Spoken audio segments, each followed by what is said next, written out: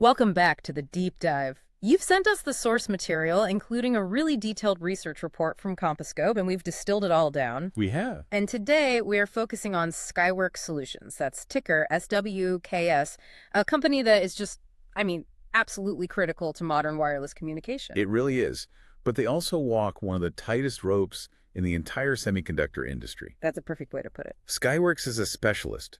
They operate in this high-stakes, high-performance world of analog and mixed signal components. They're basically the masters of radio frequency, or RF solutions. RF solutions. So these are the little specialized pieces of silicon that let your phone, your smart thermostat, pretty much everything, communicate with Wi-Fi and cell networks. Exactly. And our mission today is to really unpack this core tension that just jumps out from these documents. Skyworks is this world-class tech leader, but its financial destiny is, well, it's held captive by one market and maybe more dramatically, by one single customer. It's a classic high-stakes problem. So we need to understand how they plan to use this massive strategic pivot and a potential merger to escape that reliance and, build a more sustainable future. It really is a race against time. Okay, let's unpack this structural drama. When we look at Skyworks' revenue segmentation in the report, it immediately tells you everything you need to know about their risk. It does. The business is fundamentally split into two groups, but the weighting is it's so severely tilted. You start with the elephant in the room, the mobile markets group. Exactly. Historically, this one single segment accounts for a staggering 65 to 70% of their total revenue. Wow.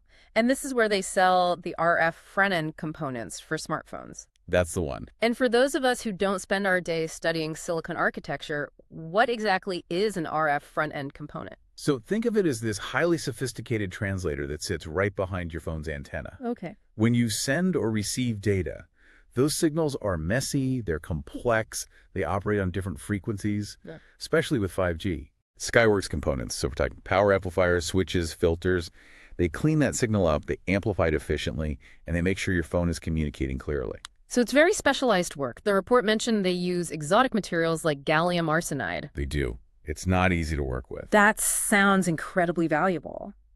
But here is the critical nugget from the Compasscope report that turns that value into a vulnerability. Yeah, and this is the number. A jaw-dropping 69% of their fiscal 2024 revenue came from Apple alone. From Apple alone. It's hard to overstate how significant that is. They serve the Android world too, right? Google is a key client there. But that level of concentration is it's terrifying. It is the definition of a single point of failure.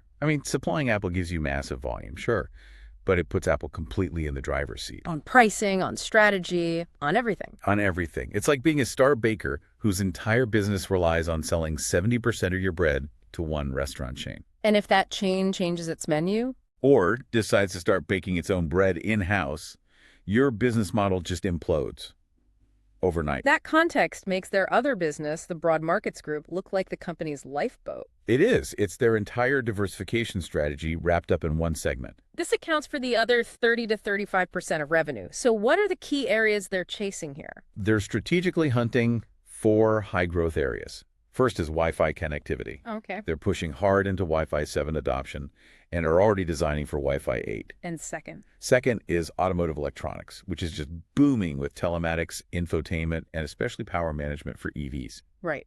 Then there's IoT, the Internet of Things. Exactly. And finally, data center and infrastructure. They're supplying these high-speed timing and power products for the big cloud providers building out 800 gig platforms. So the strategy is pretty clear.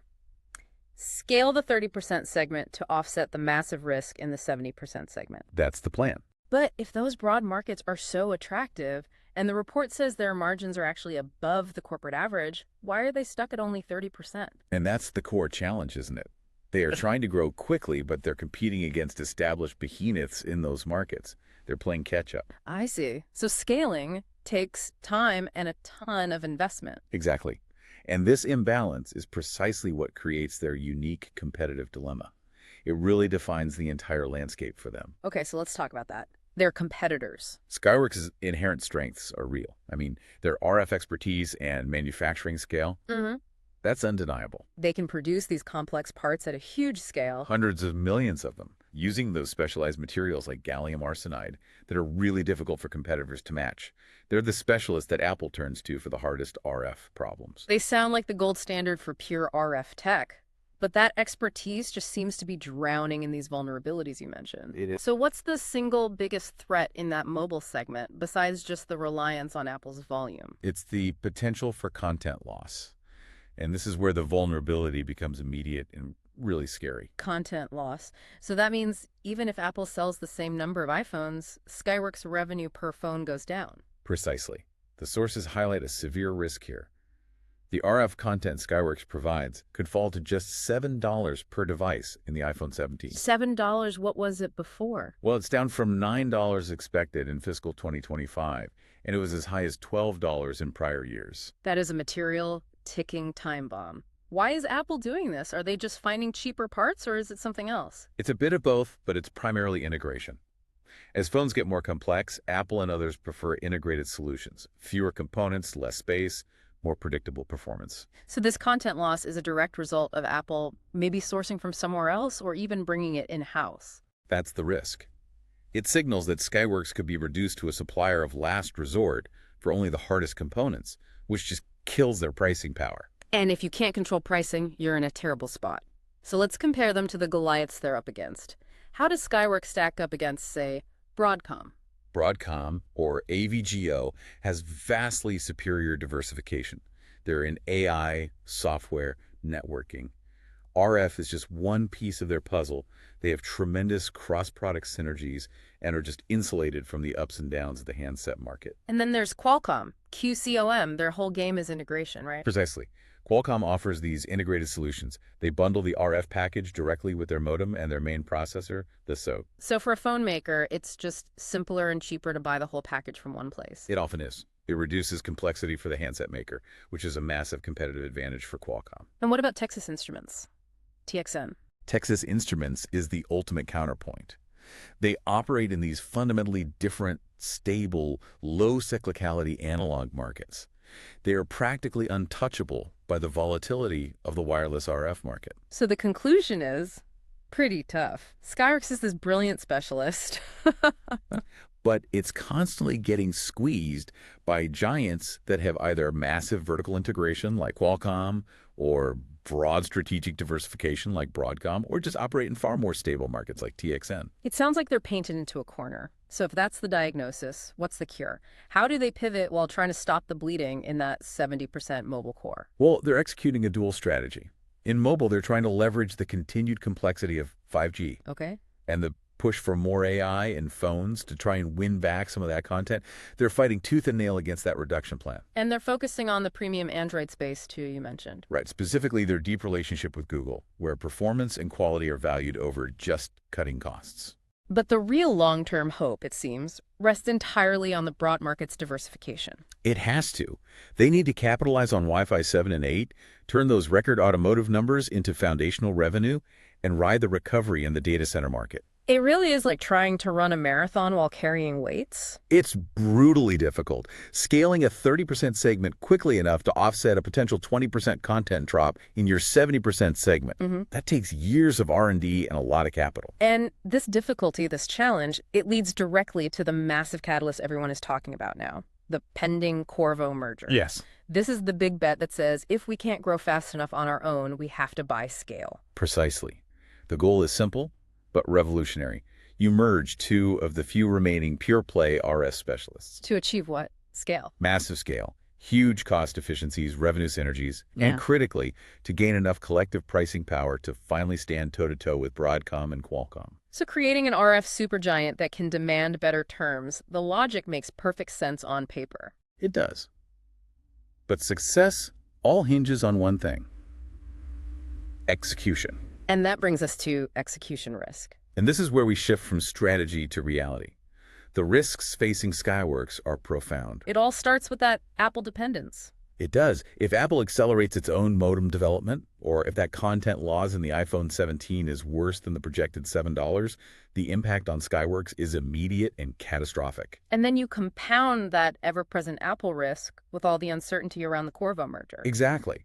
Strategically, it might be necessary, but it introduces massive logistical and regulatory challenges. Let's talk about the regulatory hurdle first. The sources cite a very specific and concerning detail there. They do. There's a 25% probability that this proposed merger may not receive regulatory approval. A 25% chance of rejection? That's not insignificant. Why would regulators step in? Because merging Skyworks and Qorvo, who are the two dominant pure-play RF providers, Right. would essentially create a near duopoly in specific high-end components And regulators worry that removes competition. and allows the new, bigger company to dictate prices to phone makers. This regulatory risk is a major cloud of uncertainty hanging over both companies. Okay, so even if they clear that substantial roadblock, they face the nightmare of integration complexity. Which is never simple. Yeah. You're talking about merging two massive, complex, engineering-focused organizations. So cultural misalignment, product overlap. And the very real possibility of failing to realize the massive cost savings needed to justify the deal in the first place. So when you compare the risk profile across the sector, Skyworks and Qorvo face the highest execution risk, bar none. You contrast that with Broadcom, which has the diversification to absorb a stumble, or Texas Instruments, with its super stable business model. so Skyworks has to scale broad markets, navigate the Apple content cliff, A&D successfully merge with Qorvo, all at the same time. It's an incredibly complex operational challenge. All right, but let's turn to their recent performance, which actually provides a momentary gasp of relief. It does. The Q4 2025 earnings call showed some really solid execution. Revenue of $1.1 billion, EPS of 1.76 cents. Both beat expectations. The outperformance in Q4 was surprising, given all the gloom we've been talking about. So what drove it? The CEO explained that mobile revenue was strong, up 21% sequentially. But the key wasn't just unit volumes. It was a richer product mix at their top customer. Let's break that down. A richer product mix means the higher-end phones. The ones where Skyworks has the most complex and expensive stuff sold better than expected. Precisely. It means they benefited from a temporary shift in consumer demand toward the premium devices. It was good execution, but also, a bit of a strategic lucky break. It bought them some breathing room. Exactly. But it doesn't solve the underlying problem of future content reduction. And on the diversification front, the broad market segment showed sustained momentum. It did. It delivered its 7th consecutive solid quarter, growing 7% year over year. This is so vital for their long-term story. It is. Broad markets is now a substantial $1.5 billion annual business, and as we noted, its margins are above the corporate average. And within that, Yeah. Automotive hit a new record run rate, right? Yeah, nearing $65 million per quarter exiting fiscal 2025. You can see that push into telematics and EVs really paying off there. So looking ahead, the Q1 guidance seems to confirm this shift is happening. It does. Total revenue is guided a bit lower, which is normal for mobile seasonality. Mobile is expected to decline in the low to mid-teens. But here's the key metric. The mix. The mix. Broad markets is expected to be up slightly and will represent 39% of sales in the quarter. 39%. So that 9-point jump from its historical 30% weighting, Yeah. that's the clearest sign that the pivot is slowly taking hold. It is. Management seems to be using this breathing room wisely. They're streamlining sales to focus on those broad markets, and they're keeping a tight lid on expenses, really focusing their R&D where it matters most. Okay, so if you are following Skyworks, it seems like the entire investment thesis rests on managing, 3 high-impact uncertainties? That's a good way to put it. So here's your listener checklist distilled from the sources on what to watch for. Number one, without a doubt, is reliance on Apple. We need to know when and how severely that looming 20 to 25% content reduction for the iPhone 17 is going to hit the financials. Can they absorb that shock, or will it materially depress revenues? That's the question. Second, broad markets execution. This is the solution. The race against time. So can they scale Wi-Fi 7, automotive, and data centers fast enough to outrun the mobile risks? We need to see that 39% contribution become 45% and then 50% and quickly. Very quickly. And third, the Qorvo merger status. You have to watch for regulatory updates. That 25% probability of rejection is a massive risk. And even if it's approved, the integration success is paramount. Absolutely. And finally, you have to keep a constant eye on the competitive squeeze. From peers like Broadcom and Qualcomm. They are not standing still. They will continue to use their scale and their integrated solutions to intensify pricing pressure, making it incredibly difficult for a pure-play RF specialist to hold on to its margins. So to wrap up, Skyworks is undeniably trying to pivot. They're strategically moving to diversify away from this unsustainable customer concentration. The recent outperformance gives them a slight runway, but the near-term volatility tied to their single largest customer and the challenges of that pending merger. They remain the dominant factors defining their path forward. And this leaves us with one final provocative thought for you to consider. Okay. Even if the SWKS Qorvo merger succeeds and they create this much larger, more scaled RF player, does the combined company fundamentally solve the issue of RF component commoditization? Is scale alone really enough to create a lasting competitive moat against non-specialist giants like Qualcomm and Broadcom who offer these vertically integrated solutions? Or does the new, bigger entity simply inherit the same core vulnerabilities, just with a bigger balance sheet? A fascinating dynamic to watch. It certainly is. Thank you for joining us for this deep dive into Skyworks Solutions. My pleasure. We'll see you next time. This content is produced by Compasscope.com. For more than 1,100 public listed companies, find detailed research reports, visual mind maps, earnings call analysis, and audio discussions on Compasscope.com.